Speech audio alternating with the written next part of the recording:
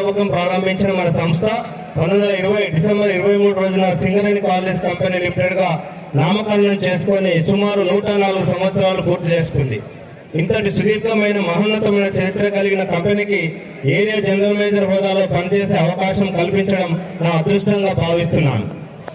నేనే కాదు, సింగరేణిలో పనిచేసే ప్రతి ఉద్యోగి ఈ విధంగానే భావిస్తారని నేను అనుకుంటున్నాను. ఎందుకంటే మన సింగరేణి సంస్థ గత 13 దశాబ్దాలుగా ఉత్పత్తి చేస్తున్న బొగ్గు మన రాష్ట్రానికే కాదు దక్షిణ భారతదేశ ప్రగతికి మూలాధారంగా ఉంది. సుమారు 2000కు పైగా పరిశ్రమలు మన సంస్థ అందించే బొగ్గుతో తమ ఉత్పత్తులు సాధిస్తున్నాయి. ఈ క్రమంలో ప్రత్యక్షంగా పరోక్షంగా లక్షలాది మందికి జీవనోపాధి కలుగుతోంది.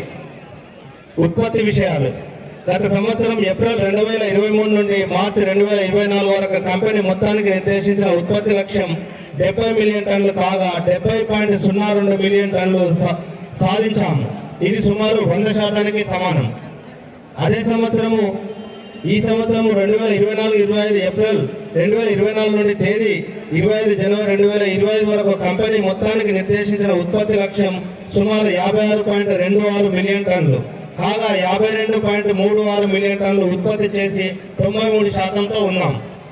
గత ఆర్థిక సంవత్సరం 2023-24 ఏప్రిల్ నుండి మార్చి వరకు మందమరి ఏరియా ఉత్పత్తి లక్ష్యం 46.14 లక్షల టన్నులు కాగా 41.93 లక్షల టన్నుల ఉత్పత్తిని సాధించి 91% ఇది సమానం. 25 జనవరి 2025 వరకు మందమరి ఏరియాకు నిర్దేశించిన ఉత్పత్తి లక్ష్యం 29.29 లక్షల టన్నులు కాగా 21.94 లక్షల టన్నుల ఉత్పత్తి సాధించాము. ఇది సుమారు 75% సమానము. ఏరియాలో ఏప్రిల్ నుండి జనవరి 22, 2025 వరకు ఆర్కేపీ ఓసీపీ 122% సాధించింది. అదేవిధంగా KK5 గని 101% ఉత్పత్తిని సాధించి ముందంజలో ఉన్నాయి. మందమరి ఏరియాలోని అన్ని గనులు కూడా అందరి సమిష్టి కృషితో ఈ ఆర్థిక సంవత్సరానికి నిర్దేశించిన ఉత్పత్తి లక్ష్యాలను సాధించాలని నేను కోరుతున్నాను.